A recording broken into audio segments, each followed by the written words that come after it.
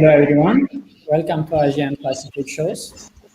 In this episode special, we are going to talk about the Sino-Indian border conflicts and more broadly the geopolitics of South Asia and more broadly its regional implication. My guest is Professor Swaran Singh. Dr. Swaran Singh is a chair and prof, Center for International Politics, Organization and Disarmament, CIPOD, at School of International Studies, Jawaharlal Nehru University, New Delhi, and president of Association of Asia Scholars. He is visiting professor, China West Normal University, Research Institute of Indian Ocean, Economies, Yunnan, adjunct senior fellow of the Charhar Institute, Beijing, Institute of National Security Studies, Sri Lanka, and Sichuan University, Jinjiang College. He is member of Governing Board, Society of Indian Ocean Studies, New Delhi. Welcome, Professor Singh. Thank you for joining me today. Thank you, Dr. Karadag. I'm happy to join your Asia-Pacific dialogue, and I look forward to this discussion with us. Thank you very much, Prof. I'm going to start with the border issue of China-India. What are the latest situation of the border of China and India, and what kind of regional effects will the ongoing border problems between the two countries have? Dr. Karadag, India-China border is perhaps world's largest disputed border today. In any case, China has witnessed an unprecedented rise in last 3 to 4 decades. India has also been seen as an emerging economy, which makes the world really feel concerned, or at least aware of how are the relationship between India and China evolving, because their equations or interactions have impact beyond just their bilateral relationship. It has impact at the regional level, and I would dare say even at the global level. Between these two world's largest and second largest nations, and in fact in purchasing power parity terms also second and third largest economies of the world, the most complex issue has been the border dispute. That is partly because both were colonized for a long time by European colonial powers, and when they achieved their independence or liberation in case of China, they became territorial nation states and therefore began to see sanctity of their territories as very integral to their independence. And that has impacted in terms of how both of them have been perhaps far too conscious of not compromising on what they think are their territories.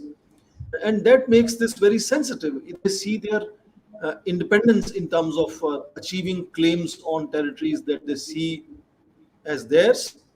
And because there is a clash of perceptions as to what they see as their territories, this has continued to be the most complex of all issues between China and India.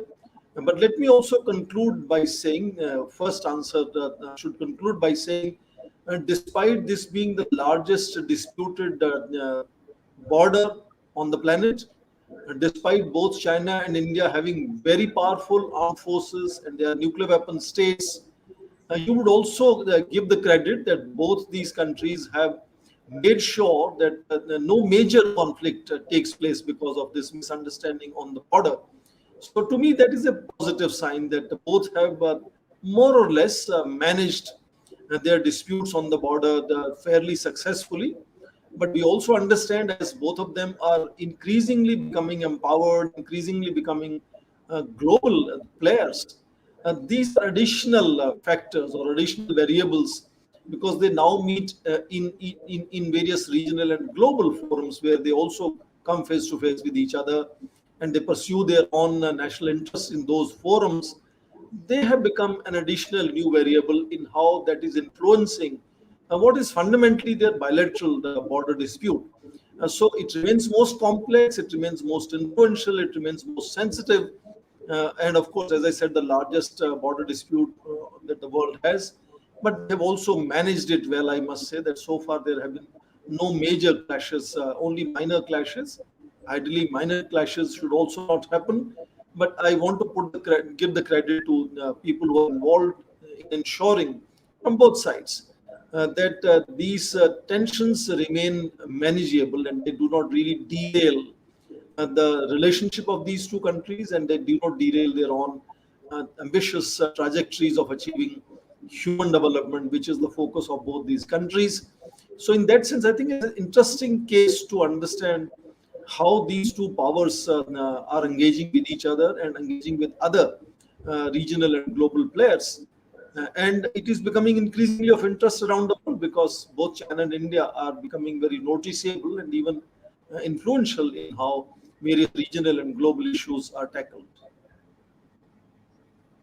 Professor, now the third round of military talks on the border issue between India and China after 2 months gap collapsed, as we heard.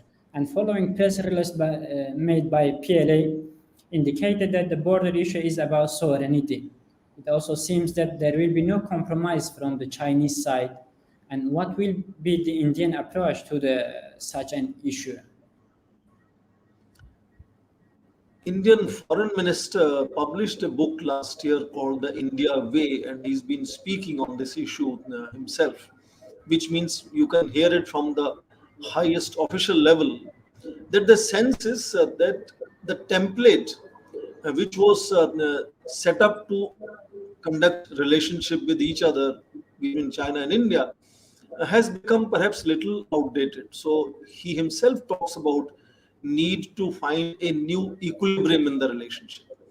And what was the framework in which these relationships were working so far goes back to a very groundbreaking visit of India's young Prime Minister Rajiv Gandhi to Beijing in 1988, in December of 1988, when Deng Xiaoping and Rajiv Gandhi had a long handshake, and that was seen as resetting of the relationship between two countries after long and difficult periods after the war they had in 1962.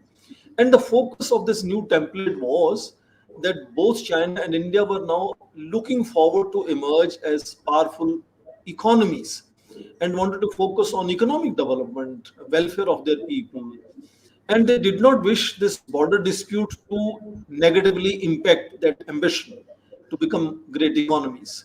So the focus was now determined to be on ensuring peace and tranquility on the border.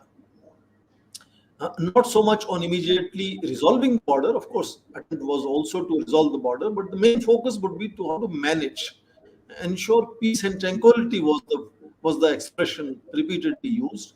And then they signed two very important agreements in 1993 and 1996, which is perhaps world's most detailed agreements on how to manage any tensions on the border. And since then, another half a dozen agreements have been signed, creating various mechanisms. For example, mentioned of the 13th dialogue, which is among the military commanders. It used to be at the level of brigadier level officers, and now it is at the lieutenant general level. So corps commanders now meet. As you mentioned, the last meeting happened on the Chinese side of line of actual control in Moldo, which was a 13th round of discussions since the recent tensions started. Even as these dialogues are going on, there are other points on the line of actual control where military leaders keep meeting and resolving issues. And then, of course, there are two foreign ministries have their own working group on consultation and coordination on the border affairs. They have also had about 3 to 4 meetings during this recent period of tensions. And even while this big debate is going on the western sector of the border, how to disengage and how to go back to the pre-April 2020 positions, even now there are misunderstandings that take place because some parts of the line of actual control are themselves not clear. Other parts, largely line of actual control is known, but about a dozen places there is also kind of clash of perceptions now. In the middle sector, there's a place called Barhoti in Uttarakhand province of India. In August, so many Chinese soldiers came into the Indian side. and they were pushed back by Indian forces. About 10 days ago, another similar thing happened, that on the eastern sector in Arunachal Pradesh province of India, about 200 PLA soldiers came into the Indian side. Then between military commanders of that area, some conversations happened and those PLA soldiers went back. So fundamentally, it is the clash of perceptions as to where the line of actual control is, that kind of face-offs happen. Now, I want to underline that the face-offs for about last 6-7 years have become much more frequent. And that is simply because Chinese have done enormous infrastructure building in the frontier areas. If one looks at it in most innocent terms, then I would say that just as any economy grows very rapidly, it puts more money for all sectors. For example, education sector will get bigger budgets, agriculture will get bigger budgets, so also armed forces will get bigger budgets. So China's military modernization is happening, which includes building infrastructure on the border areas. That's an innocent definition. To some extent, India has also done likewise, because India's growth rates also touched about 7 to 8% per year. So India also allocated more money. So in that sense, infrastructure being better in frontier areas means that soldiers can move forward much faster. They can move forward in larger numbers. They can move forward with heavier equipment. Now that itself, and I'm saying this is the most innocent way of looking at it, without putting any motives into it. That means that soldiers have more frequent face-offs. And because they come in larger numbers now and with heavier equipment, because infrastructure is better now, it also makes those face-offs rather intense. They are not innocuous and simple, few soldiers meeting each other. You see larger, I just mentioned 200 soldiers coming 10 days back in eastern sector. So that makes the face-offs much more frequent and much more intense. And that puts certain amount of stress, fatigue, pressure on soldiers who are posted there. After all, they are human beings, and they are likely to lose temper in certain situations. So one could now add on to that the fact that President Xi Jinping is seen as a leader who's replaced China's century of humiliation narrative with rejuvenation of nation narrative. And he's given specific benchmarks as to where he wants to take China. 100 years of party, for example, this year, he believed that on this year, China would eliminate acute poverty in China. And they claim that they have actually eliminated acute poverty in China. Like that, in 2035, he wants to make sure PLA becomes a world-class armed forces, which can not only fight but also win wars. Like that, in 2049, he's put a target of making China as a beautiful, democratic, most developed country, etc., etc. Now, world sees Xi Jinping leading a far more assertive China, and that message goes right down to the cadre of soldiers who are patrolling the border. So one can notice that perhaps there is a greater assertiveness, if not aggressiveness. I'm trying to be very polite. And this together, the process has resulted in, as I said, much more frequent and much intense face-offs. Now, let me go to the last year in April, how it began. For the first time, simultaneously at 4 places on line of actual control, there were face-offs like this. And then it had never happened at 4 places simultaneously things began to happen. And then it perhaps led to a certain situation where the place where the clash actually happened, where some of the soldiers were martyred, is because both local commanders had agreed that both sides are going to go back, and Indian local commander with his few soldiers had gone across to check that Chinese soldiers have gone back. And agreed. It was mutually agreed that they are going to go back. Now it seems that soldiers had not gone back, and some people will keep interpreting these things, but both sides blame each other. But ultimately, the tragedy is that some people had to be martyred in that. So we lost some of the soldiers, which is something that had never happened for about last 35 years. So in that sense, that created a new kind of situation where negotiations are taking place. And the realization now is that maybe we need to create a new template. The last template had focused on ensuring peace and tranquility so that economic development can happen. But now China's enormous economic development has resulted in China converting its economic leverages into political influence, into military modernization, and that has given it a geopolitical color. And we notice that China's immediate periphery, there is a certain assertiveness of China, which is the neighbors are feeling a certain amount of heat. United States is feeling the heat in the entire Indo-Pacific region. So United States and friends and allies have put together several new initiatives like the Quadrilateral Security Framework, or more recently launched AUKUS, Australia, UK and US military alliance, and of course Five Eyes, which is a network of intelligence agencies of Canada, Australia, New Zealand, UK, and US, which President Donald Trump had revived. So there are completely different kind of equations that China now has with all its neighbors, including India. And that is why these negotiations are prolonged, but it's a good sign that both are willing to constantly talk. So I would not describe 13th round of discussions between corps commanders as a failure, because they have repeatedly spoken to each other, and not in every meeting they have achieved any breakthroughs. Until June July this year, certain breakthroughs were achieved. So in some areas, for example, there's a place which is a Pangkongso Lake, and both sides of that lake, soldiers had gone back. Then, of course, some other places also soldiers were going back. For example, Gogra Heights, for example, is one. But there are many other points on which there is still understanding to happen. And let me just quickly add two things. As I'm repeatedly saying, there is need to redefine and create a new framework. Some of those attempts are also being made, both negative and positive. Now, you could decide what you think is positive and negative for yourself. China, for instance, has created some new points of tension on the line of actual control where there was no confusion earlier, but now there is. So these are being described as gray zones, which, are they point of conflict or are they not point of conflict? It's a gray area now. Second innovation which is happening is that they are creating buffers that let us freeze the situation until we find a solution, and treat these some of the areas where soldiers are really closer to each other, and let's not have them really eyeball to eyeball and ensure certain distance.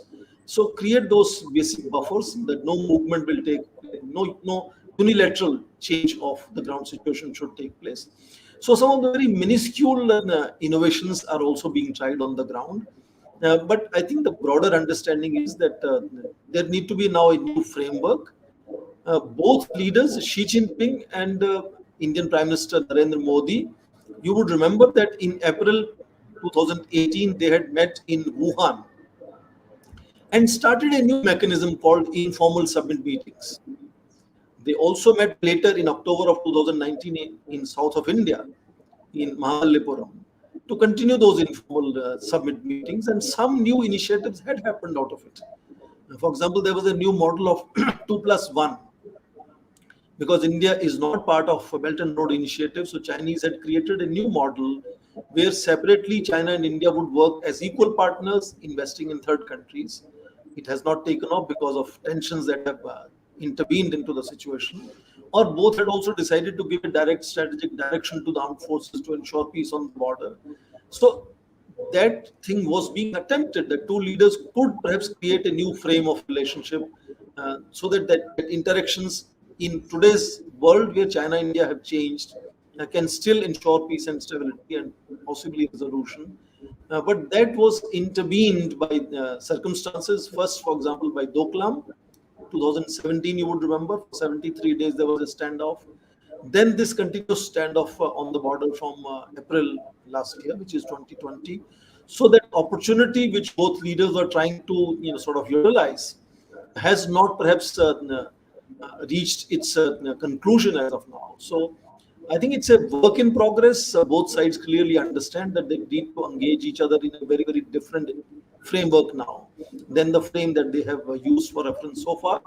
So I am a cautious optimist on the subject then, because we have to be alert all the time. Forces are deployed on the border, and these are not easy borders. There is extreme cold conditions here, high altitude conditions, and if can be resolved earlier is better. But it's not just limited to land anymore, is what I'm saying. The larger regional global equations of China and India are the new variables that also influence how these countries deal with each other. And very often, let me just close after this on this part of our discussion to say very often there's a perception in India that because India has gradually moved closer to United States is why Chinese have perhaps ratcheted up, sort of pushed up the kind of tensions on the border, which is signaling to India that they are not happy with the way India is conducting itself in international affairs. So that is why regional and global equations are now influencing the bilateral equations, is what I'm underlining here. Prof, do you think India lost leverage against China in Ladakh, and can buffer zones inside Ladakh could resolve these issues between two countries? Is there any possibility? It's interesting formulation. I would say there are people who look at things in that manner. Broadly, yes, if you limit equations in terms of purely the size of economies, there is no doubt Chinese economy has become much bigger. Chinese claim that after pandemic year of 2020, their economy has crossed 100 trillion yuan, which is about 16 trillion yuan. Indian economy is supposed to be around 2.7 trillion yuan. Whereas in 1990, both economies were about $300 billion. So you can see that from 1990 till now, at least in pure economic size of the economy, Chinese have had their advantage. But we also understand that size of economy is not the only thing that matters.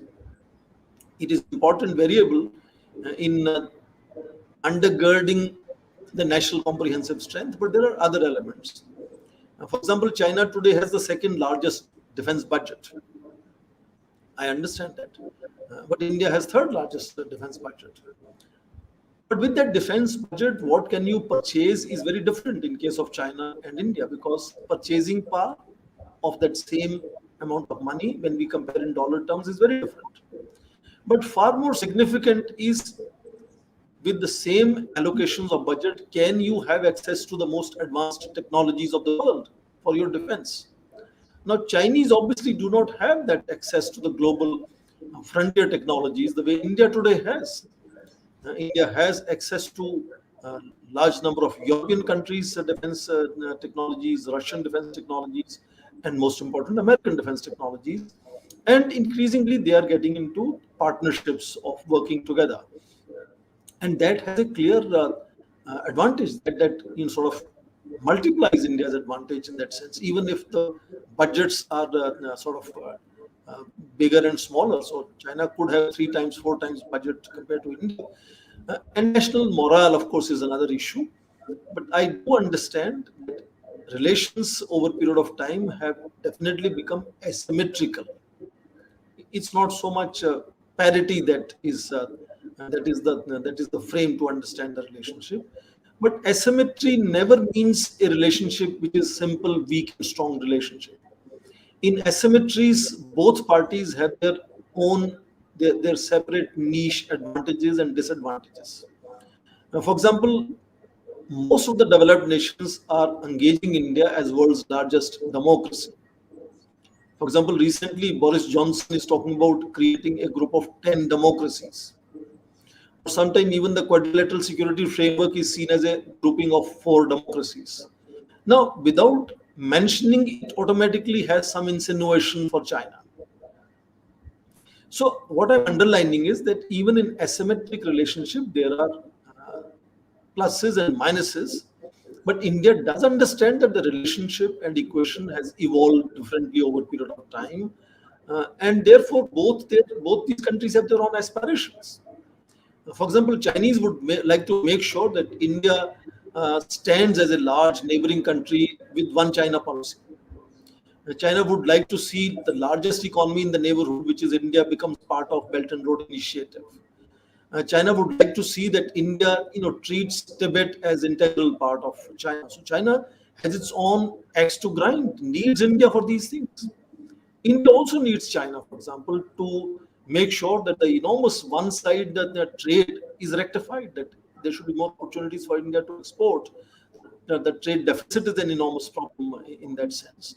That it does not really go on in sort of intervening in neighbors of India with an eye on India to keep India tied down, as we say, to South Asia. So India has its own reasons, also how India wishes to engage China. And that's why you see India still sits in Shanghai Cooperation Organization as a full member. India still engages China in BRICS nations groupings. So it is far more complex, is what I'm underlining. It's not simple, big, strong relationship that because China has grown as a big economy. Growing big economy has, in fact, also its own challenges. United States and its friends and allies are now kind of coming together to make sure their so-called shared China challenge is tackled together. So you see, they're also launching several initiatives coming together.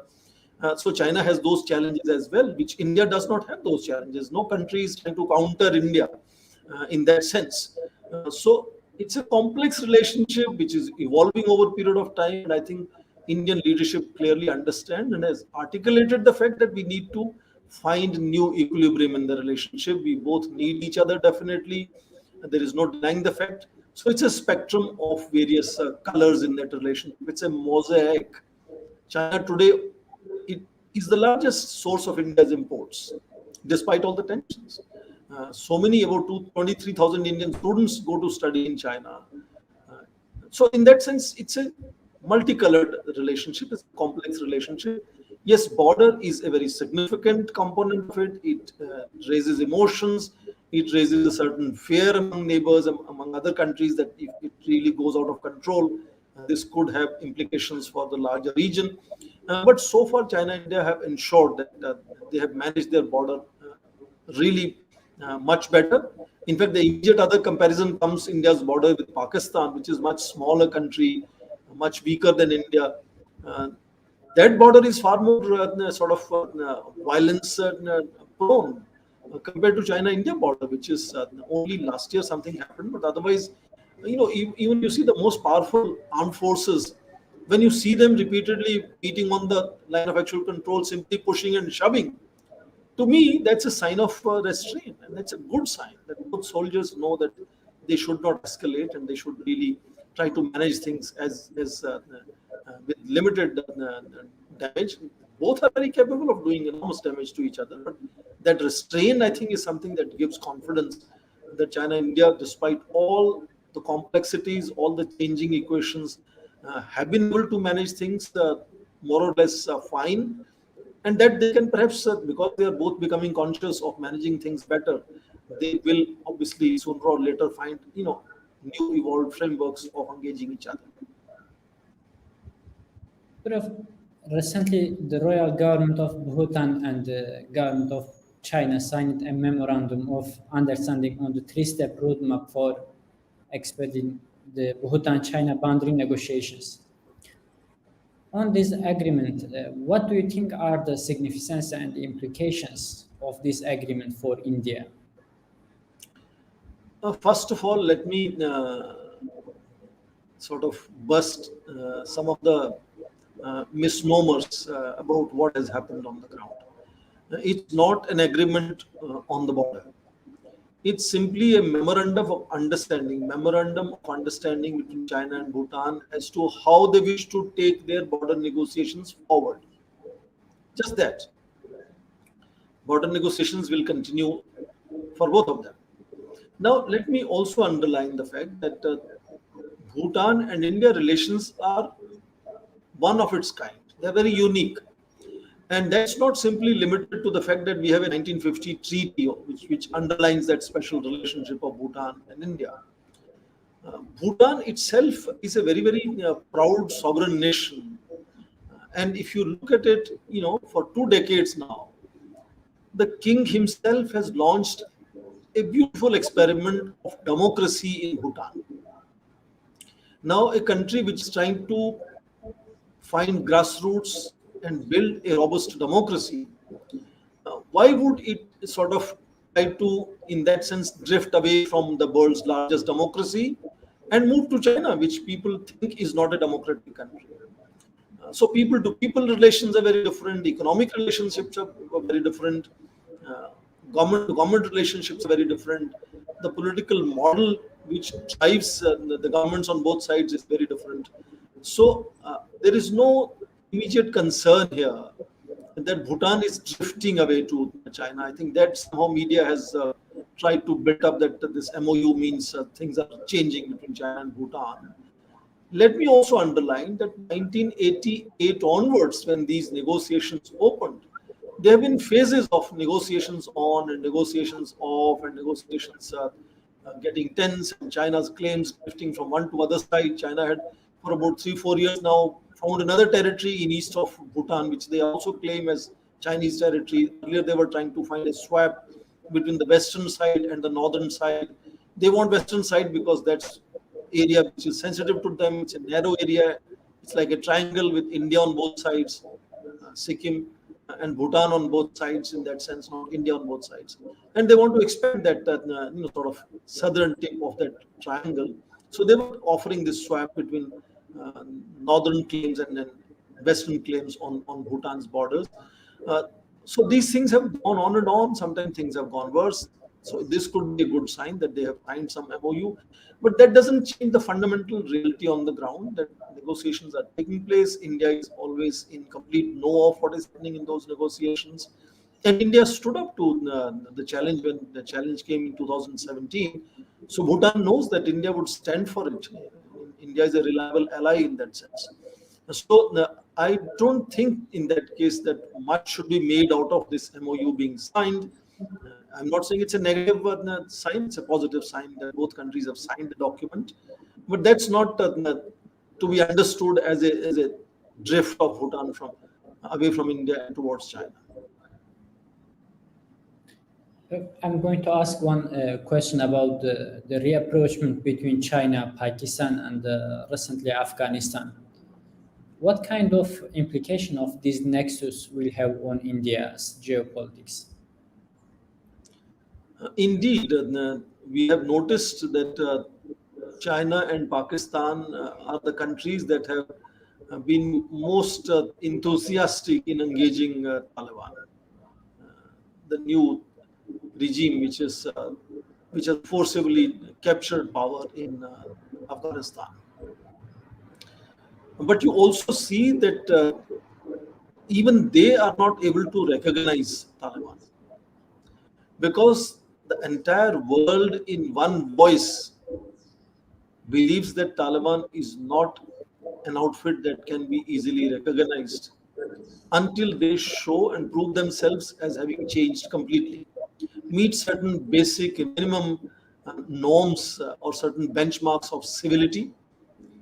And until they showcase that, they cannot be recognized. And if entire international community is on one side, I don't think China and Pakistan would like to be isolated and behave different from the total one voice that whole global community is speaking in. So indeed, their initial enthusiasm that Taliban has now taken over power, and that's a new reality on the ground. Taliban is creation of Pakistan, so Pakistan thought they will have a strategic advantage of having their own friends and partners ruling Afghanistan. China wanted to lower them, provide them incentives. China always provides economic incentives to co-opt them into Belt and Road Initiative so that Belt and Road Initiative can become much bigger across Eurasia project. Because otherwise, China-Pakistan economic corridor has also faced several difficulties because of this tension on Pakistan-Afghanistan border. So indeed, I understand China-Pakistan have been closest friends. Pakistani leaders repeatedly say the relationship is sweeter than honey, stronger than Himalayas, and deeper than oceans, etc., etc. But it has its limitations. Chinese are also concerned, just like many other countries are. India is concerned that coming of Taliban should not encourage, terrorism in the region, whether it is Xinjiang in China or it is Chechnya in Russia or it is India's Jammu and Kashmir province or Union territory now. So in that sense, I think world has gradually come to grips that Taliban is not behaving the way that it can receive any recognition. Now, what is the challenge is that you're hearing every day, one after another day, there are bomb blasts and there is violence on the ground. There are rumors of leaders being killed, etc., etc. And that instability creates further tension because not only it could encourage outsiders like Islamic State or Al Qaeda to come and find base in Afghanistan, which is lawlessness, not controlled by anybody, but could also create tensions within factions within Taliban, tensions between Haqqani network and the Taliban, and between leaders who are trying to speak a little polite language at global level and their cadres on the ground. So that unstable situation is creating a potential of humanitarian catastrophe in Afghanistan. So international community is now very much aware that humanitarian assistance has to be provided to people in Afghanistan, and they are making distinction between recognizing and not recognizing Taliban on one side and providing humanitarian aid on the other. So providing humanitarian aid is not any sign of recognition of Taliban. This was made very clear in the recent negotiations between Taliban and United States in Doha. This was made clear by Secretary General of United Nations, who was asking that United Nations wants to lead that humanitarian aid exercise and is talking about $600 million requirement. Many countries are contributing to that. Then, of course, we had G20 meeting talking of same things that we need to really go and help humanitarian situation in Afghanistan. Now, Taliban has here an opportunity to showcase that they are willing to allow United Nations and other international agencies to go into Afghanistan, provide financial aid without Taliban being the conduit, because nobody trusts Taliban and they will not provide aid through Taliban, because that will be counterproductive, not only discriminatory, that will be counterproductive. It will be feeding their cadres who are going to create much more chaos and danger and violence. So I think here is an opportunity that Taliban should come up and say we will ensure safety and security of international agencies.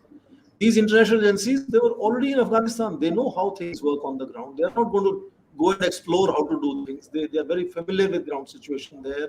So they will hit the ground running as soon as they arrive there.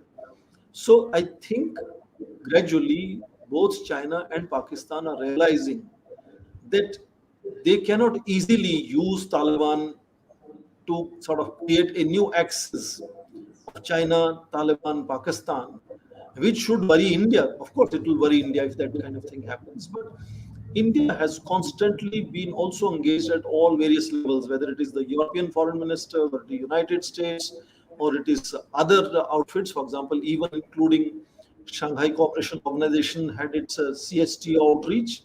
Indian Prime Minister spoke there, Indian Foreign Minister was there on the ground. So also with the Taliban, there is a certain level of communication with Taliban. And also with the other neighboring countries.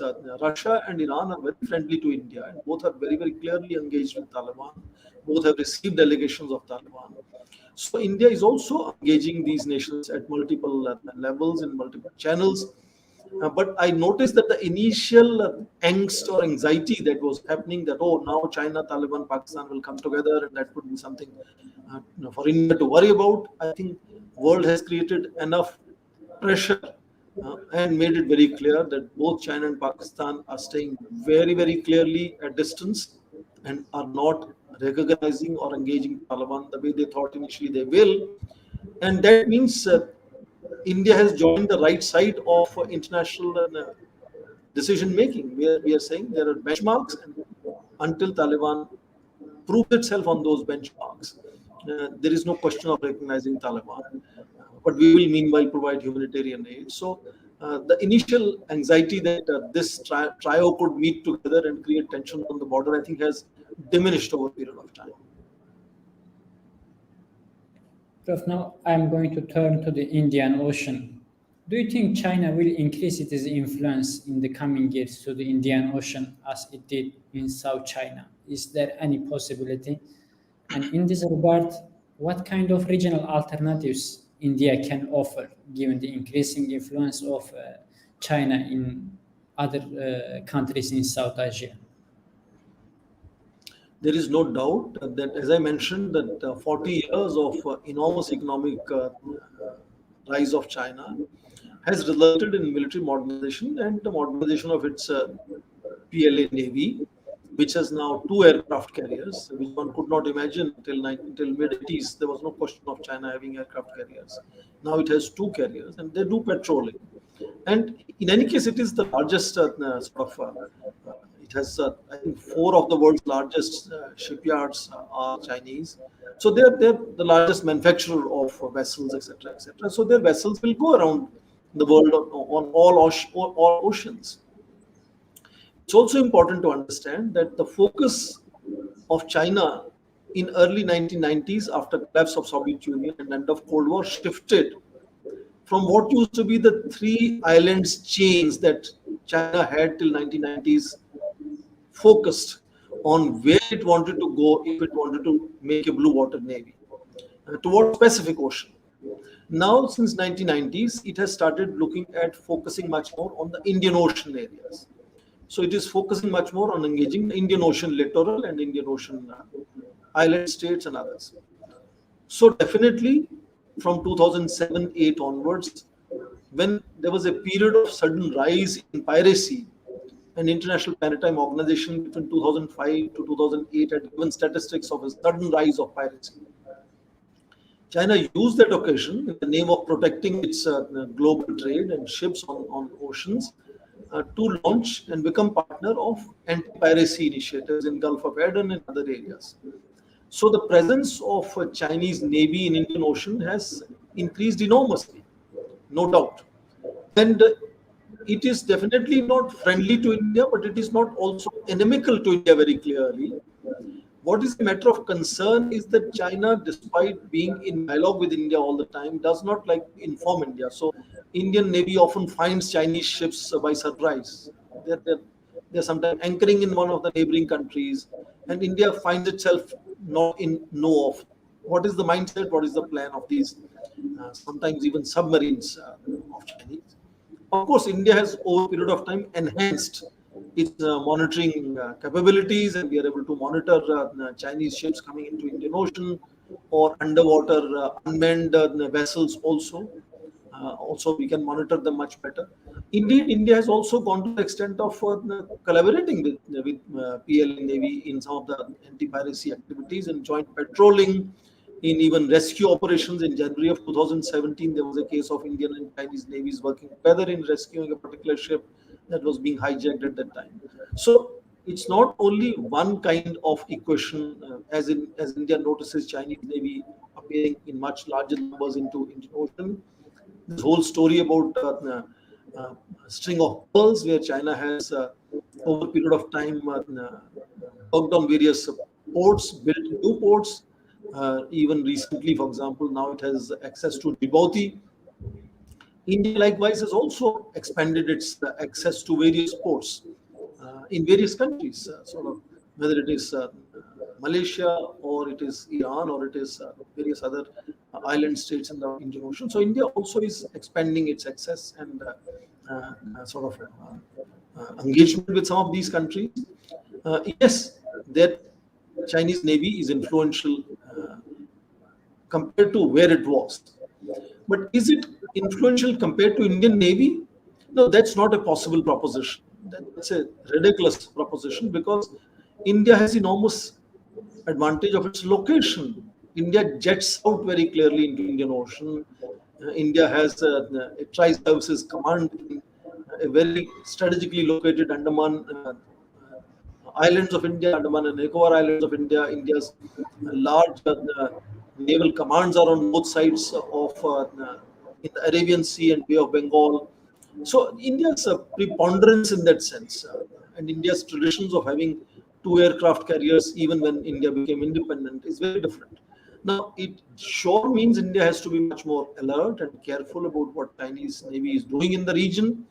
But whether it should be a matter of concern, so far I don't see it should be a matter of concern because India's naval preponderance, I'm intentionally using the word preponderance. India is very, very focused on non-militaristic engagement of the Indian Ocean. but still maybe has this enormous advantage in the Indian Ocean. The kind of initiatives that India is focusing is not to compare naval power. For example, in 2015, Indian Prime Minister had launched something called Sagar, which is security and growth for all in the region in Indian Ocean. More recently, in 2019, he launched another initiative, which is Indo-Pacific Oceans Initiative. And we have a naval symposium. So it's a very different kind of focus on building economic relationships, building partnerships in investments, building cooperation in helping each other in sailing in open oceans, giving them information on time. All primarily, even navies are focused, all their exercises increasingly are focused on HADR, which is humanitarian assistance and disaster relief. And one can notice India's role in tsunami, post-tsunami, and in the pandemic and post-pandemic situation. So the focus of India is how to engage oceans is changed over a period of time. It's very different. So it's not focused exclusively on destructive power. I think it's focused much more on building constructive partnerships. Prof, one question about the Quad.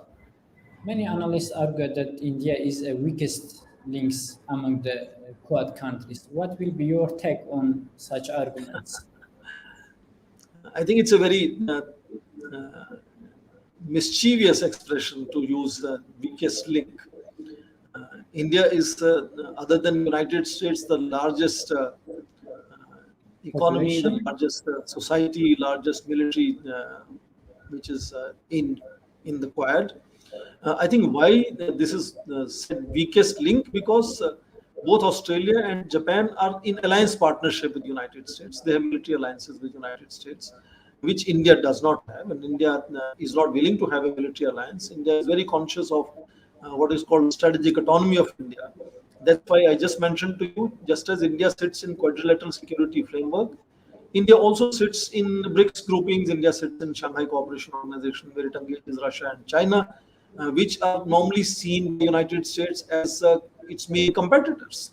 That is what is leading United States to create these initiatives like quadrilateral security dialogue. So India believes in multi-alignments. India believes in strategic autonomy. So India, in that sense, is intentionally showcasing that it stands at variance compared to other countries like United States, Australia, and Japan. They may have, of course, have a set of shared understandings, shared challenges, shared values. No doubt they have those things. But India's perceptions are at variance very clearly. India's Prime Minister, in a speech in June of 2018 in Shangri-La Dialogue in Singapore, had outlined how India sees Indo-Pacific region and said very clearly, we don't want to see it either getting militarized or becoming an exclusive club of any few nations. And India has since then said India is happy to see even Russia and China join these narratives and dialogues and meetings.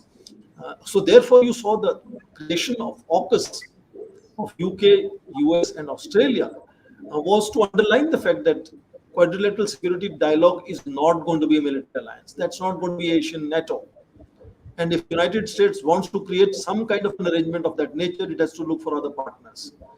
So in that sense, India has clearly put its vision out for everybody to understand and see, and it would engage those countries on its own terms. Yes, all of these want to make sure that the China challenge is tackled in such a fashion that there are certain guarantees that China would play by the rules, China would respect the norms, will respect international law, be fair to other countries. And that is the only aim. It's not otherwise only China-centric.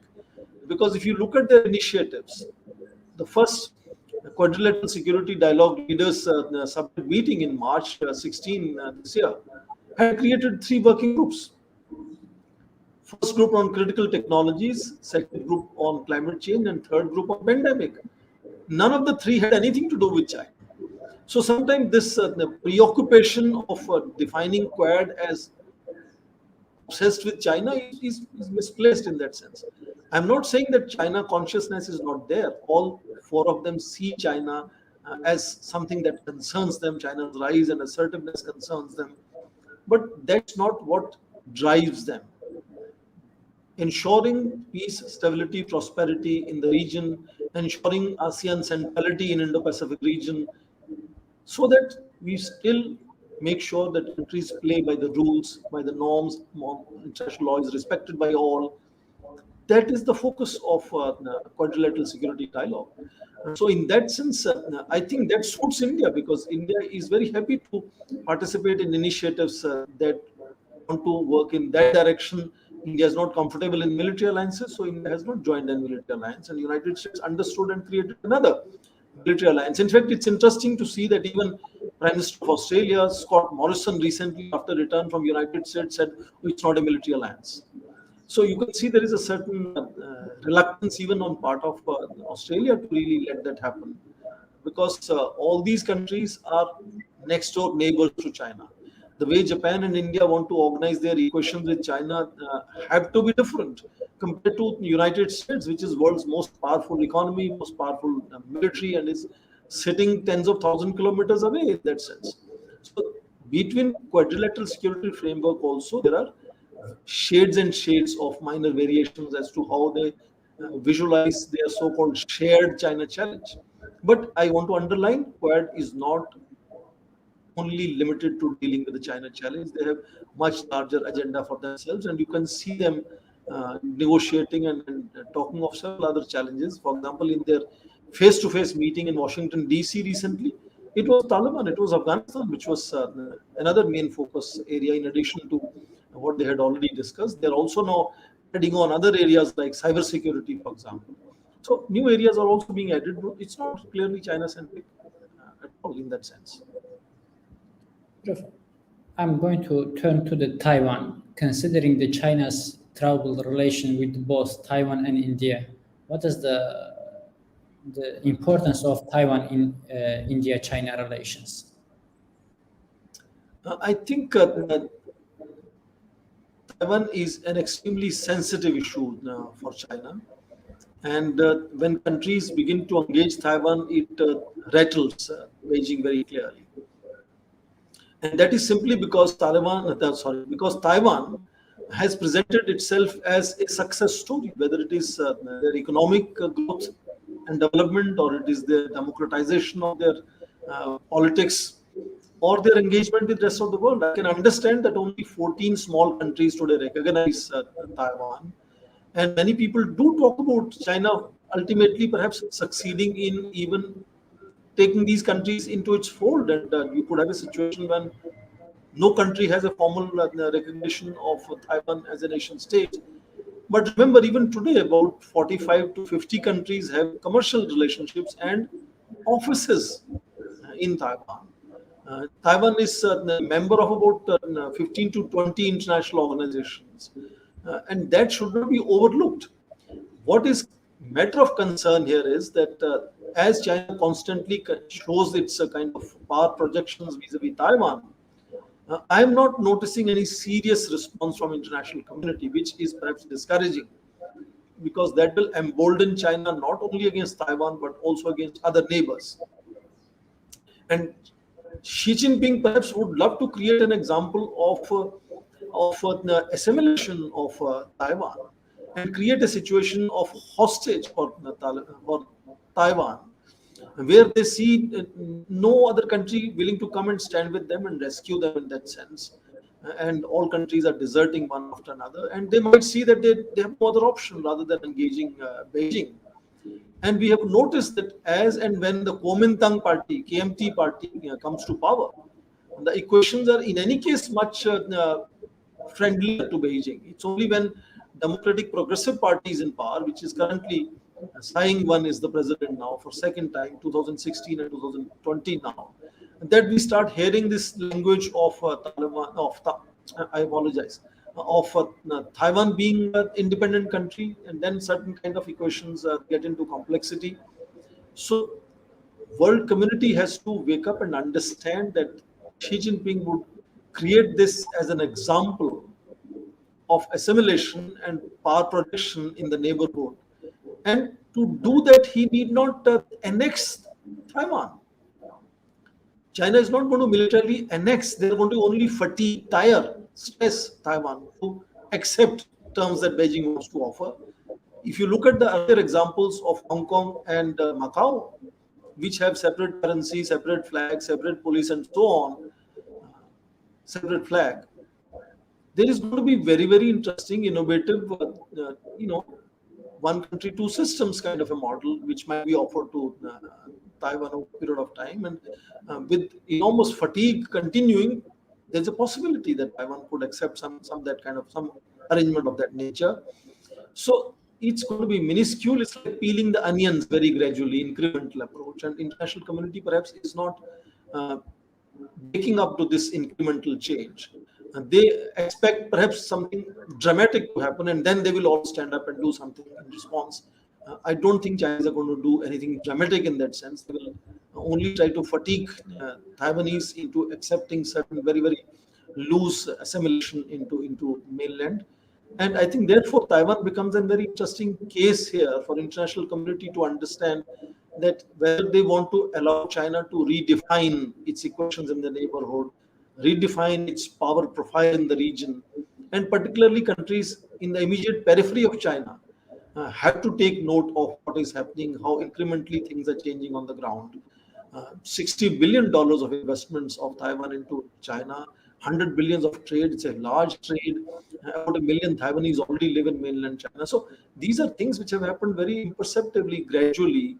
And that is where I think we have to define the response of international community, of immediate periphery, etc., etc., because that in the long run could embolden Chinese much more and could make them far more assertive vis-a-vis their immediate other neighbors. Prof, recently, an India-US bilateral summit was held between Prime Minister Narendra Modi and Joe Biden. Have new roadmaps been determined or made new decisions that could lead to the new regional implications at this summit? Let me say, the pandemic had encouraged countries to communicate and build contacts with each other online. And Indian leadership had adopted that platform perhaps much easily and much better and with much greater efficacy. So not only that Indian Prime Minister had met President Joe Biden after he came to White House in January this year in a multilateral format, but also had bilateral phone communications between two of them. So the visit to US and the meeting there in the White House, first of all, was not the first contact that the two leaders had.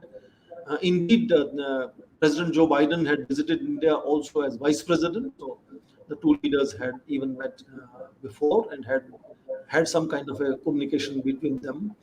So continuity is what I'm underlining. It's not something that they were meeting for the first time and that they wanted to build contact with each other and take each other into confidence in that sense as to how relationship, which has really moved much closer over a period of last 10 to 15 years.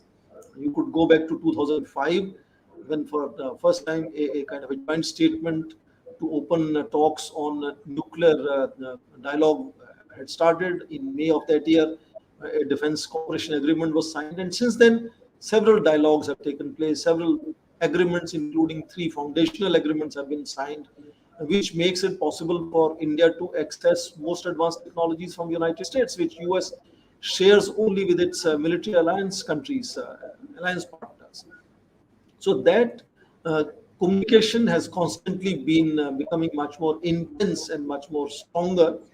India also now is working with the new president, Joe Biden, to try to push their trade, because for a long time it's been nearly 100 or less than $100 billion, whereas for about 15 years or at least 10 years definitely both sides have repeatedly underlined how the trade could go as high as $500 billion. China's trade with the United States, you can see sometimes even looks like closer to $1 trillion a year.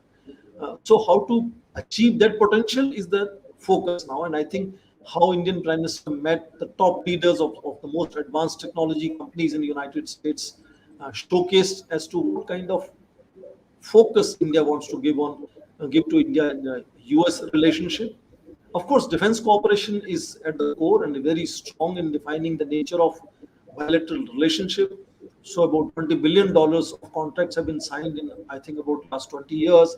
Another 10 billion are on the negotiations, etc. So some things could move forward in that direction. So these are fundamentally ongoing initiatives which have been going on, making India and United States really closer to each other. Only, I think, very recently, day before yesterday, they were holding again their joint exercises. India and United States do lots of joint military exercises, and Malabar joint exercises of the navies is most important among them. So it's a very close collaboration that both sides have built over a period of time. And this was just, I think, primarily, let me say, stock taking exercise. When both leaders met face to face, they were kind of reassuring and explaining things to each other as to how to accelerate the development of relationship between two countries and how to expand that relationship beyond being far too much focused on in terms of military collaboration and defense partnerships, but also build other critical technologies partnerships, and how to together also focus on addressing pandemic, addressing terrorism and other areas where United States and India also need to work together. So it was, as I said, fundamentally a reassuring and stock taking exercise, I think, that took place when Indian Prime Minister Modi and President Biden met face to face in White House. Prof, my last question will be about the AUKUS agreement. Much has been written and spoken about the AUKUS agreement. And therefore, what kind of regional implications do you think this agreement will have, especially for India? Official response we have seen that when they were in Washington DC, both Indian Prime Minister and Japanese Prime Minister, at that time Prime Minister Suga, had welcomed AUKUS. But it has raised several eyebrows, especially the response that came from France. A pretty firm and strong response of withdrawing ambassadors from Australia and United States had showcased how United States could perhaps change course suddenly, and whether one country should trust United States completely. So some of these questions had erupted during that period of time. That why was this AUKUS being created out of blue without other partners really knowing that such things, such negotiations were happening, and also because France was the country that lost a major defense contract for diesel submarines that Australia was negotiating. It was also a financial and technology hit in that sense for France. But I understand that AUKUS is perhaps drawing far more attention in media than it should. It's announced, and announcement could be seen as a bit of a surprise, but its operationalization on the ground, in which perhaps far too much focus again has gone on one item of nuclear submarines technology being transferred to Australia. It also has other components. That itself is going to take several years. There could be, alliance partners, and that could accelerate the transfer of technology, perhaps. But if I was to give an Indian example, it was way back in 2005 that India started negotiating with the United States to procure civilian nuclear technology, power reactors from Westinghouse, General Electric. Now, 15 years down the line, we are still to receive them. So sometimes actual transfer of technologies on the ground does take its own time. There are other hiccups that one country has to cross into doing that. It's not simply deploying American nuclear submarines on Australian ports. What makes it interesting is that they're going to receive transfer of technology. The Australian Navy will be building these submarines over a period of time. That is what made it sensational. But I think it's going to be really taking a long time before it becomes really any influential triangle to showcase certain impact on Indo-Pacific region or show impact to China. I just mentioned to you that on return from United States, Prime Minister Scott Morrison already said, oh, it's not military alliance, that China, Russia are welcome to join these kind of initiatives in the Indo-Pacific region. also shows that the kind of a conscious approach that Australia has on the subject. They have had experience of tough talking from Beijing, and tariffs being sort of raised to create difficulties for exports from Australia to China. So they have also kind of learned lessons as to how to deal with China over a period of time. So yes, AUKUS is a new initiative.